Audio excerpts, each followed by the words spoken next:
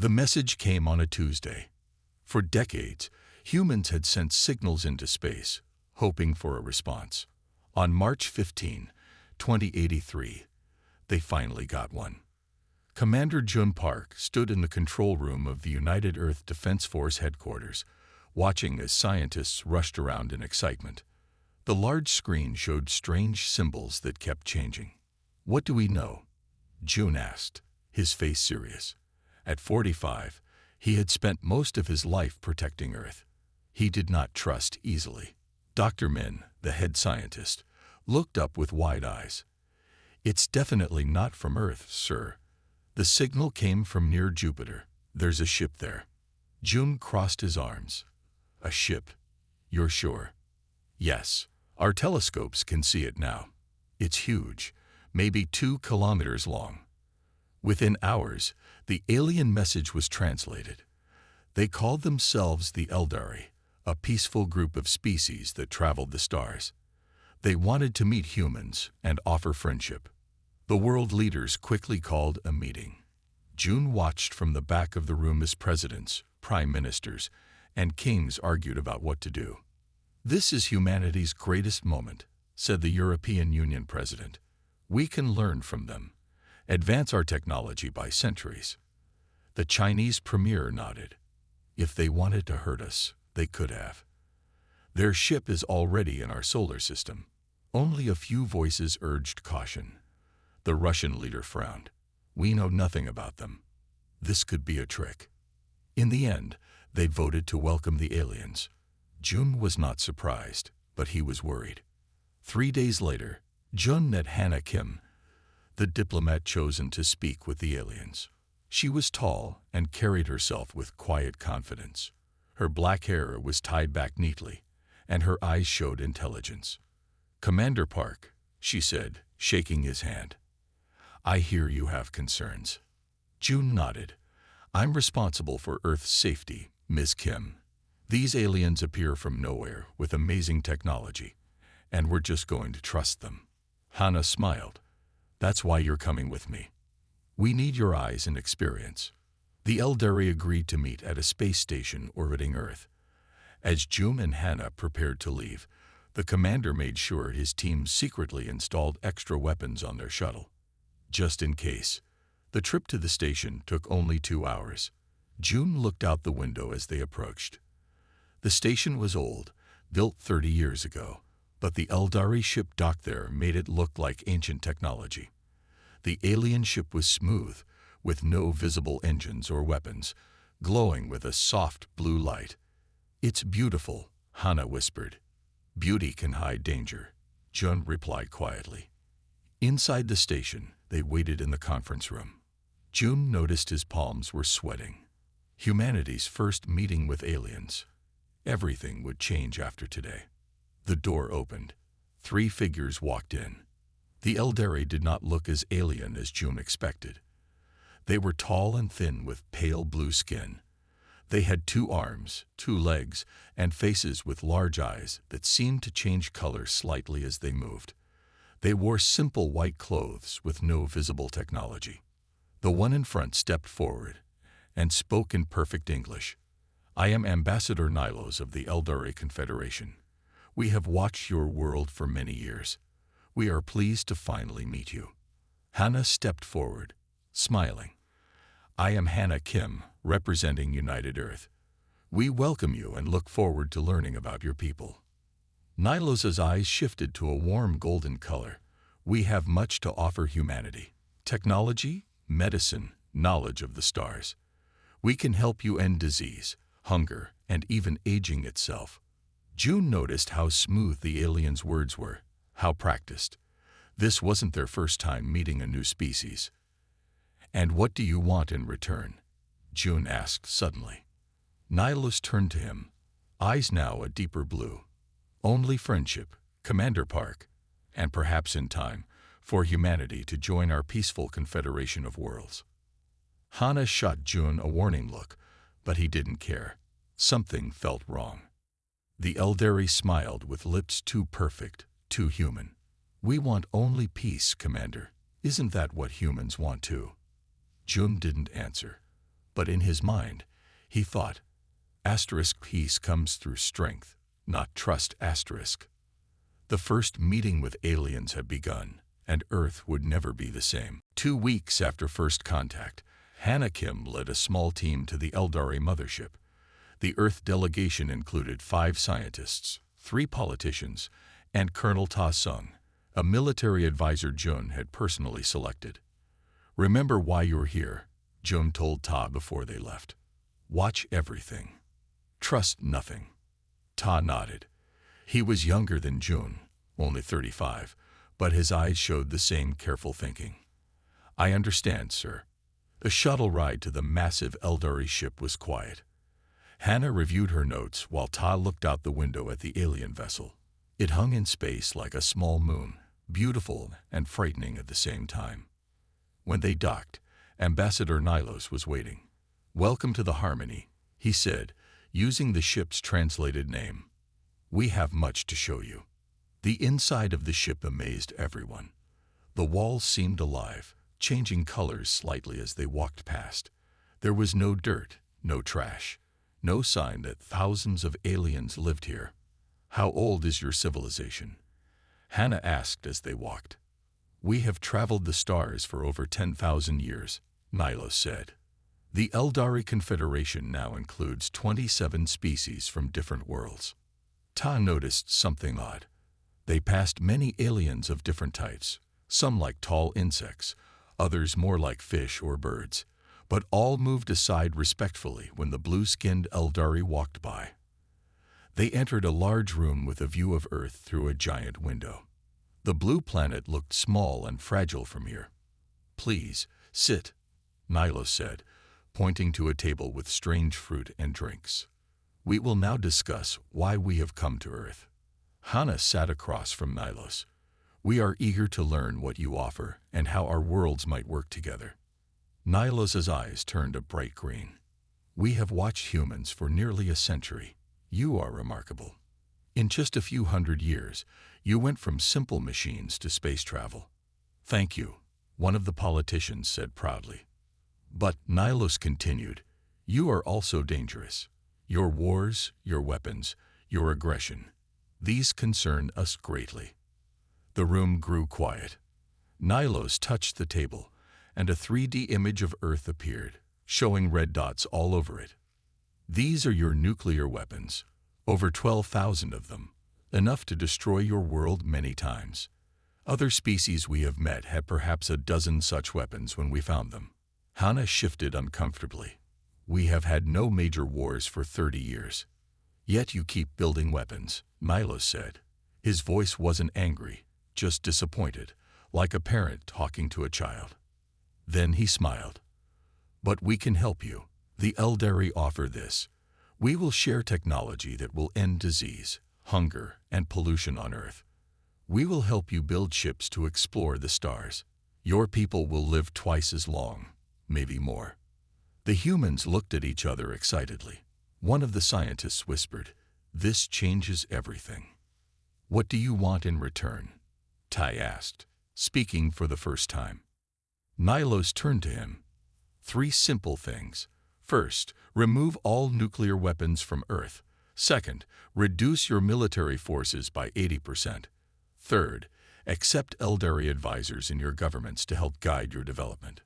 The politicians were already nodding, but Tai saw something in Nilos's eyes, a flash of something cold and calculating. How have other species responded to these requirements? Tai asked. All members of our confederation have accepted these terms, Nilos said smoothly. Peace requires sacrifice. Colonel. On the return journey to Earth, the delegation was excited. The scientists talked nonstop about the medical technology they had seen. The politicians planned speeches about a new age of prosperity. Only Ta was quiet, thinking about what he had seen on the ship. The way the other aliens acted around the Eldari. The way Nilos spoke about humans, not as equals, but as children needing guidance. When they landed, Jun was waiting. How was it? He asked Ta privately. Ta looked his commander in the eye. Sir, they're offering us everything we could want, But I think the price is much higher than they're telling us. June nodded. Then we need to find out what they really want. 1 month after the Eldari's offer, Earth was changing fast. Most countries had already agreed to the aliens' terms. People celebrated in the streets, excited about a future without disease or hunger. In a high-security lab under Seoul, engineer Do-hyun Lee studied the technology samples the Eldari had shared. Do-hyun was young, only 30, but was known as one of Earth's smartest minds. His small hands moved carefully as he took apart a medical device that could heal wounds in minutes. "Something isn't right," he muttered to himself. He had been working for 20 hours straight, taking the alien devices apart and putting them back together. The technology was amazing, but there was something strange about how it was built. His phone rang. It was Colonel Ta. "Have you found anything?" Ta asked. Do-hyun rubbed his tired eyes. "Yes, these devices, they're dumbed down. Like when you give a child a toy version of a real tool. You're sure?" "Very sure. They look advanced to us. But it's like they've been designed so we can't understand how they really work. There are parts sealed shut that don't need to be." Tai was quiet for a moment. "Keep looking. I'll be there tomorrow." Across the city, Intelligence Officer Jin-woo Kang sat in a dark room filled with screens. Jin-woo worked for Earth's combined intelligence agencies. His job was to learn everything possible about the Eldari. Jin-woo had spent weeks searching for information. The Eldari had provided videos and stories about the other species in their confederation. They looked like happy partners, all working together. But Jin-woo had found problems with this picture. He noticed that none of the other species had their own ships. None had military forces. All their leaders had Eldari advisors, always with them. His computer beeped. A new file had arrived. Secret images from a space telescope pointed at a planet the Eldari called New Harmony, supposedly a peaceful world where 3 alien species lived together. Jin-woo opened the file and leaned forward. The pictures showed something very different from what the Eldari had described. The planet had large areas surrounded by walls. The 3 species were separated from each other, and Eldari towers watched over everything. It didn't look like harmony. It looked like a prison. Jin-woo picked up his secure phone and called Ta. The next day, Ta, Do-hyun, and Jin-woo met with Commander Jun in a small room with no windows. The walls were lined with special material to block any listening devices. "Tell me what you found," Jun said. One by one, they shared their discoveries. Do-hyun explained how the Eldari technology was purposely limited. Jin-woo showed the images of what looked like prison planets. Ta spoke last. "I've been talking to the other aliens on the Eldari ship. Not the ones they want us to meet, but the workers, the ones in the background. They're afraid. One of them called the Eldari the Masters when they thought I couldn't hear." Jun's face was grim. "So the Eldari aren't the peaceful confederation they claim to be?" "No," Jin-woo said. "They're an empire, and they want Earth next. We need to tell the world leaders," Do-hyun said. Jun shook his head. "It's not that simple. Half the governments have already signed agreements. People are excited about Eldari technology. Who would believe us?" A knock at the door made them all jump. When Jun opened it, Hannah Kim was standing there. "I need to talk to you," she said, her face serious. "Privately." Jun let her in and closed the door. "You've been investigating the Eldari," she said. It wasn't a question. Tai stood up. "We have concerns." Hannah looked at each of them. "So do I. Yesterday I saw something on their ship. A room they didn't want me to see. There were maps of Earth with marks on places with important resources, and the way they talked when they thought I couldn't understand." Her voice trailed off. "What did they say?" Jun asked. Hannah's eyes were hard now. That humans would be easier to control than they expected. 2 months after the Eldari arrived, Earth began the disarmament process. Military bases closed. Soldiers went home. Nuclear weapons were dismantled under Eldari supervision. In the basement of an old building in Tokyo, Todd watched the news with a dark expression. The screen showed the President of the United States smiling as he signed the peace agreement with an elderly representative at his side. "Another one falls," Ta said. Jun nodded. "Only a few countries still resist. Russia, Israel, North Korea. And they won't hold out long." The room was small and plain, with old furniture and dim lights. But hidden behind the walls was advanced technology that kept them safe from elderly scanning. This was the first base of what they now called the Resistance. Hannah entered the room, looking tired. Since discovering the Eldari's true plans, she had been playing a dangerous game. To the world, she remained Earth's friendly ambassador to the aliens. In secret, she gathered information for the Resistance. "The Eldari are getting impatient," she said. "They expected all countries to agree by now." Do-hyun looked up from his workbench in the corner. Parts of Eldari devices were spread across it. "That gives us more time. At least." Jinwoo walked in with a tablet. "I found something important. The Eldari ships have been scanning Earth's crust more than its cities. They're most interested in our minerals, especially rare ones." "That makes sense," Do-hyun said. "Their technology uses elements we've barely started to mine. Earth must be like a treasure box to them." The door opened again. A tall woman in a military uniform entered. This was General Soo Min Choi of the Korean Armed Forces, one of the few high-ranking officers who believed their warnings about the Eldari. "The disarmament team is coming to my base tomorrow," she said without greeting. "They will take our newest tanks and planes." "Let them," Jun said. "What about our secret project?" Soo Min allowed herself a small smile. "Moving forward, we've hidden 20% of our forces in the old mountain bases. The Eldari don't know they exist." Ta stood up and pointed to a map on the wall. "We now have hidden bases in Korea, Japan, parts of Russia, and 2 in America. Not enough to fight the Eldari, but enough to form a core resistance." "What about the technology?" Jun asked Do-hyun. The young engineer picked up a small device.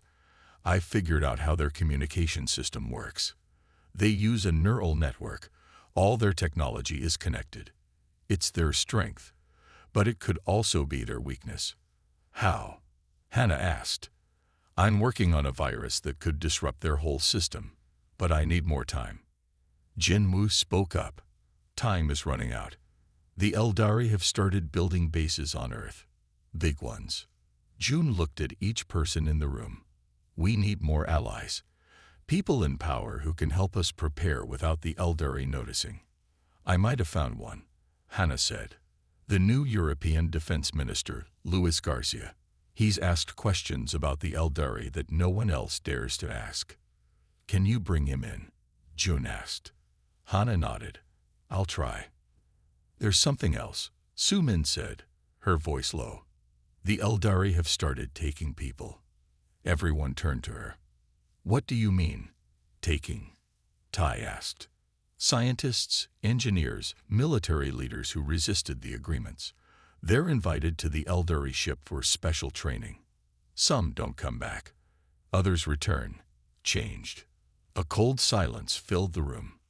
"We need to move faster," Jun finally said. "Soo Min, speed up hiding our forces. Do-hyun, focus everything on that virus. Jinwoo, find out where they're taking our people. Hannah, get as close to the Eldari leadership as you can without putting yourself in danger." Ta looked at the small group, all that stood between Earth and complete Eldari control. "The Eldari think we're just giving up," he said. "They don't understand humans at all." "No," Jun agreed. "When cornered, we don't surrender. We fight harder."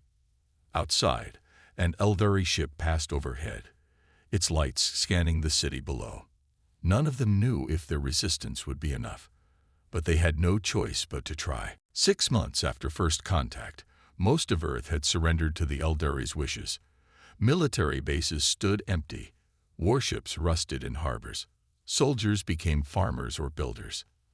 In Washington, D.C., world leaders gathered for what the Eldari called The New Beginning Ceremony. Ambassador Nilos stood on a stage in front of the old United Nations building, now renamed the Galactic Cooperation Center. Hannah sat in the front row, watching carefully. She wore a small pin on her jacket that secretly recorded everything.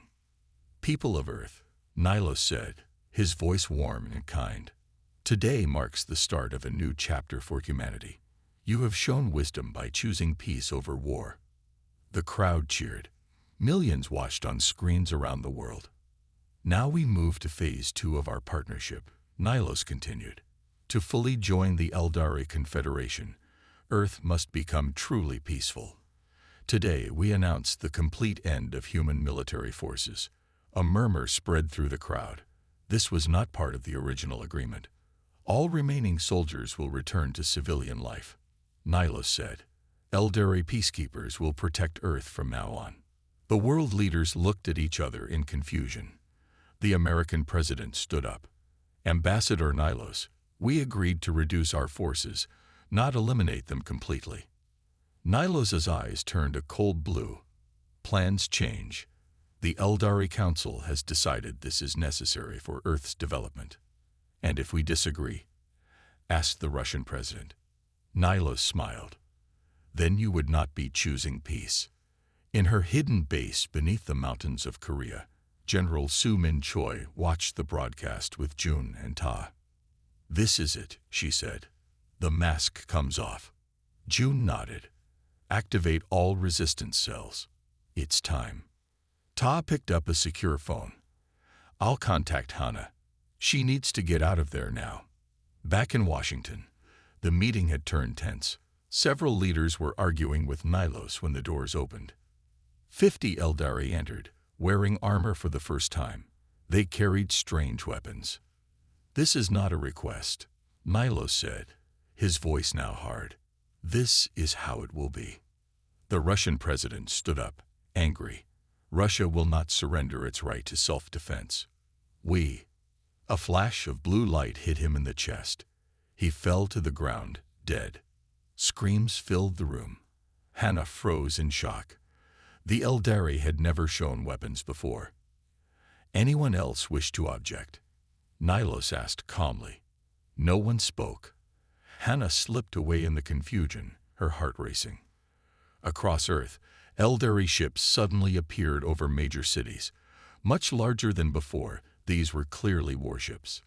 A message played from them: "Remain calm. Eldari peacekeepers are coming to ensure your safety. Resistance will not be tolerated." In Seoul, Tokyo, Moscow, and other cities that had not fully disarmed, human soldiers fired at the Eldari ships. Their weapons did nothing. The alien ships responded with beams of energy that destroyed entire buildings. Millions died in the first hour. General Soo Min's hidden command center shook as explosions hit the mountains above. "They knew where to find us," she said grimly. A soldier ran in. "General, Eldari forces are landing everywhere. Our weapons barely hurt them." June turned to Duvhyun. "Is the virus ready?" The engineer looked up from his computer, face pale. "Almost. I need a few more hours." "We may not have hours," Ta said. The door burst open. Hannah ran in, her clothes torn, face dirty. "They killed them," she gasped. "Any world leader who objected just murdered them in front of everyone." "What about the other aliens in the Confederation?" June asked. "Are they part of this attack?" Hannah shook her head. "I don't think so. I saw some of them looking scared when the Eldari brought out weapons. They didn't know either." Another explosion, closer this time. "We need to move," Soo Min ordered, "to the backup base." As they hurried down a hidden tunnel, June looked at his friends. The Eldari wanted peace through control, but they've made a mistake. "What's that?" Hannah asked. "They've shown humans what they really want. Now we'll show them what humans do when we fight for our survival." 3 days after the Eldari attack began, half of Earth's major cities lay in ruins. Billions hid in fear. The aliens controlled the skies completely. In an abandoned mine deep under the mountains of Japan, The resistance gathered.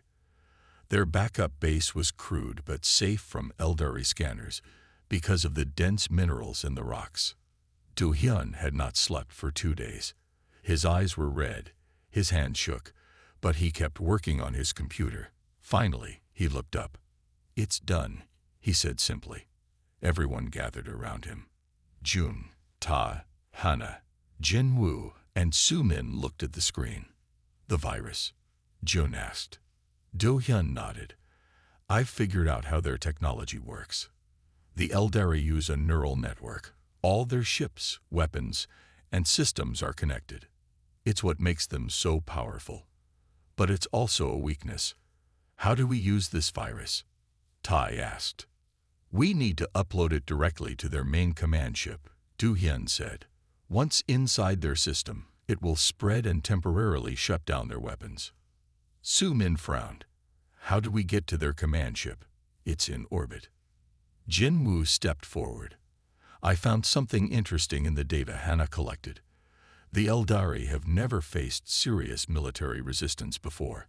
They always use the same strategy. Appear peaceful, gain trust, then attack with overwhelming force. They've never needed to adapt." "What does that mean for us?" Hana asked. "It means they're overconfident," Jin Woo explained. "Their security has gaps. They don't expect humans to fight back effectively." June turned to General Sumin. "What forces do we still have?" She pulled up a map on another screen. "Not much. About 20 fighter jets hidden in mountain bunkers, a few submarines that were deep underwater when the attack started, 3,000 soldiers in hidden bases around the world. Not enough for a direct fight," Ta said. "No," June agreed, "but enough for a special operation." He pointed at the screen showing the Eldari fleet above Earth.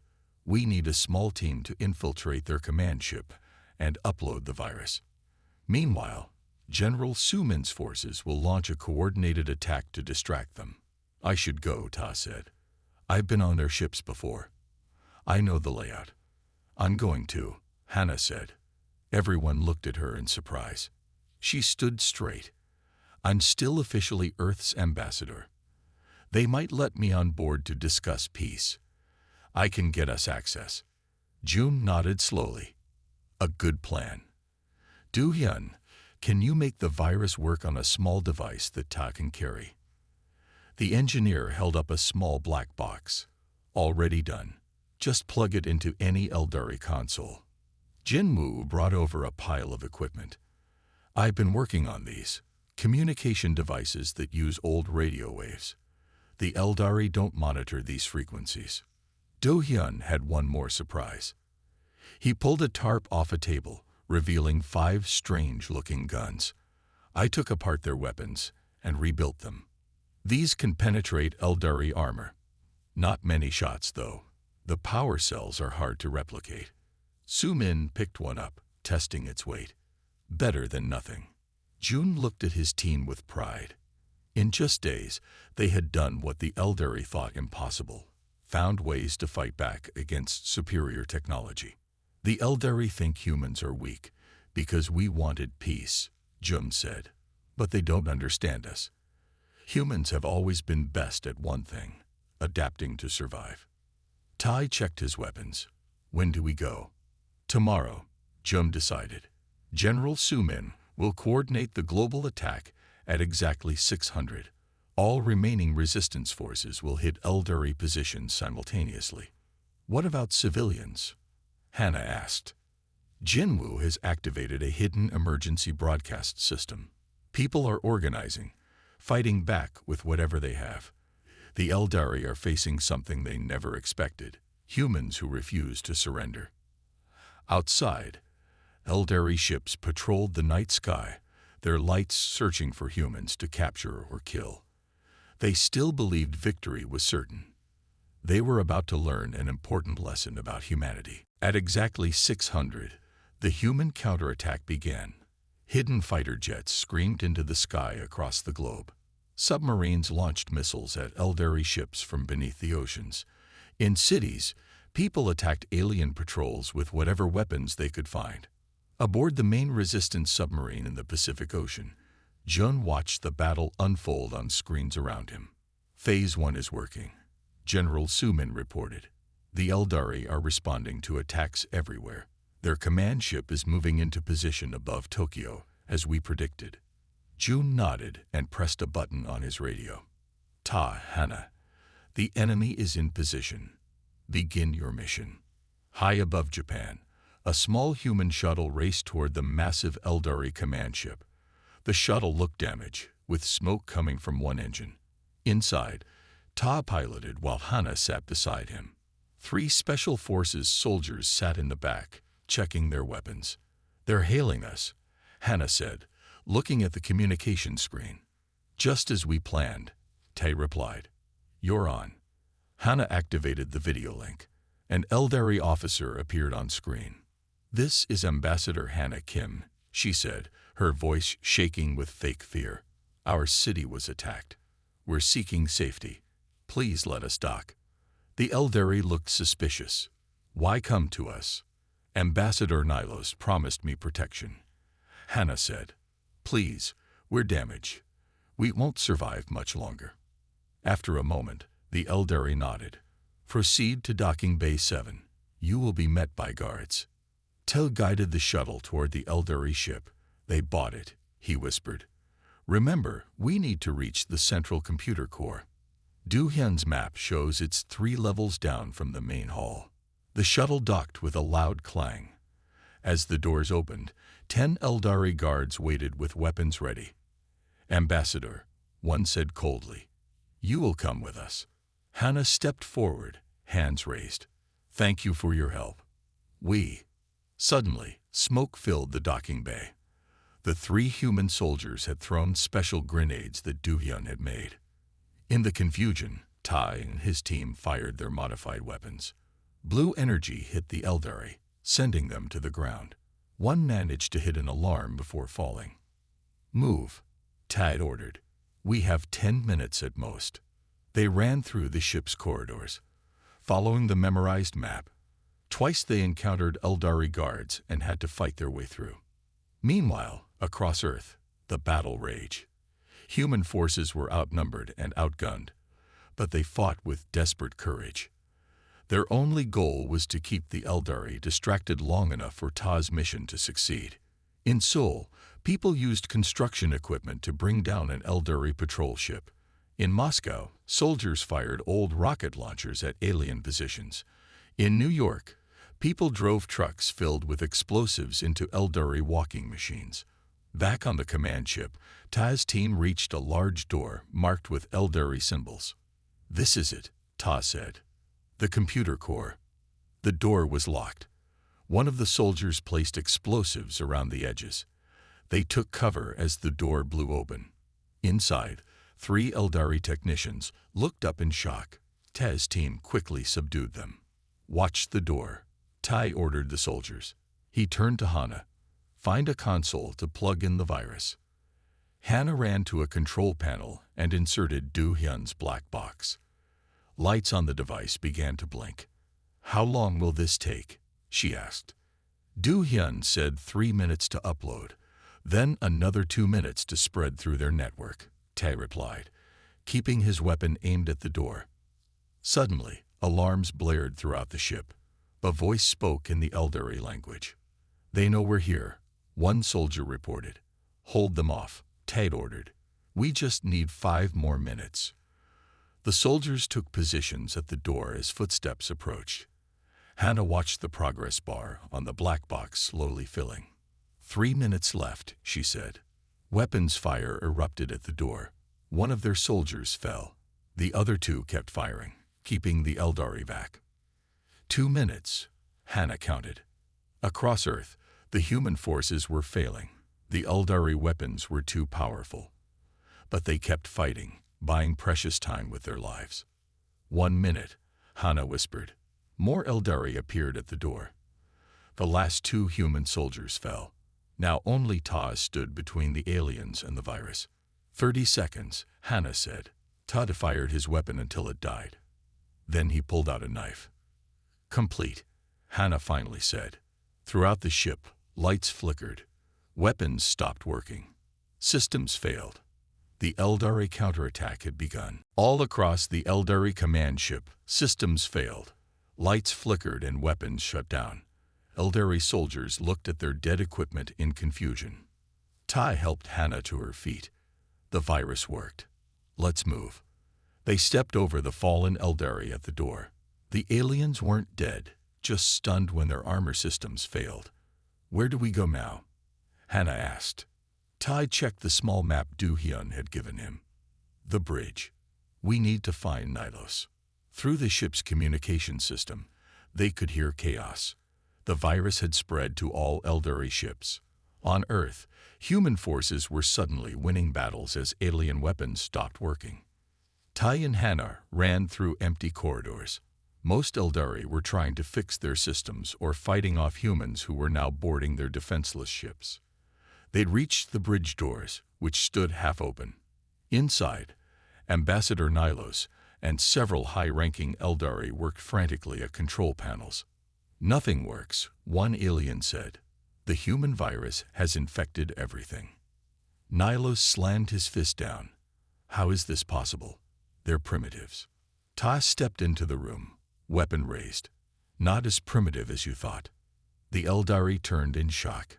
Nylos's eyes flashed dark blue, the color of anger. You, he hissed at Hannah, the loyal ambassador. I was loyal, Hannah said, moving beside Ta. To humanity. Tai kept his weapon pointed at Nylos. Your forces are disabled. Your ships are being captured. It's over. One of the Eldari moved toward a panel, but Todd fired a warning shot. Don't, he said. The virus didn't affect our weapons. Nylos straightened his back. Even defeated, he looked proud. What now, human? Do you kill us all? Prove that you are the violent species we always said you were. No, said a new voice. June walked onto the bridge, followed by soldiers. He had boarded the ship once the defenses failed. We're not like you, Nylos, June said. We don't pretend to want peace while planning conquest. He walked to a large window. Outside, they could see Earth and the disabled Eldari fleet floating harmlessly. We've learned some interesting things, June continued. Your records were unlocked when the virus hit your systems. We know the truth now. Nylos's confident look faded slightly. The Eldari are not a confederation, Jum said. You're conquerors. The other species in your peaceful alliance are slaves. You've done this to 27 worlds before us. We bring order, Nylos said. The species we guide were destroying themselves, just as humans were. Hannah stepped forward. You don't guide. You control. You take resources and leave just enough for your subjects to survive. June nodded. We found the records of what you've taken from other worlds, and what you plan to take from Earth. Do-hyun's voice came through June's radio. The virus will only last another hour. After that, their systems will restart. June looked directly at Nylos. So here's our offer. You will withdraw all forces from Earth immediately. You will never return. You will free the other species you've enslaved. Nylos laughed. Or what? Your virus is temporary. When our systems restore, we will destroy your world completely. Taz smiled. You didn't let the commander finish. June continued. While your ships were disabled, we placed human nuclear weapons on each of your major vessels, including this one. If you don't agree to our terms, we will detonate them all. Nylos's face showed shock for the first time. You're bluffing. Check your sensors, Jun said calmly. One of the Eldari whispered to Nylos, who suddenly looked afraid. You would destroy yourselves too, Nylos said. Many of your people would die in the explosions. Some of us would die, Jun agreed, but your entire command structure would be gone. The difference between us, Nylos, is that humans will sacrifice for freedom. We value choice over mere survival. He stepped closer to the Eldari. You've never faced this before, have you? A species willing to die rather than be enslaved. Nylos looked at the determined faces of the humans. For the first time in his long life, He felt something new. Defeat. "I will consider your terms," he said finally. Jun shook his head. "No consideration. Decide now. Freedom for Earth and all your subject worlds, or mutual destruction. Those are your only options."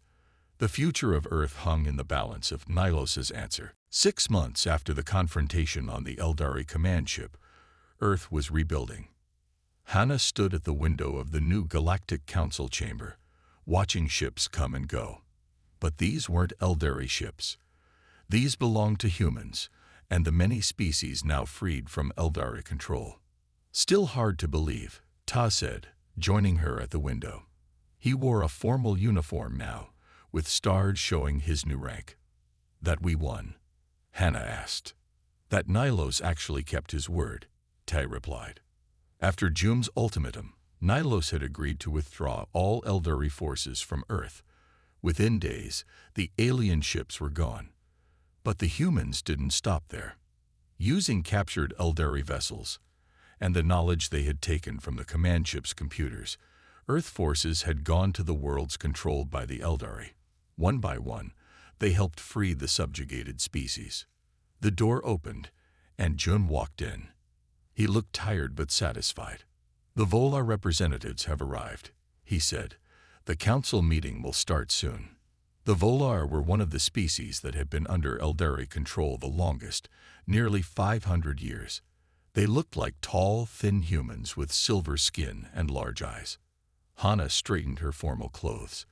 As Earth's chief diplomat, she would lead the meeting. "Where's Do-hyun?" she asked.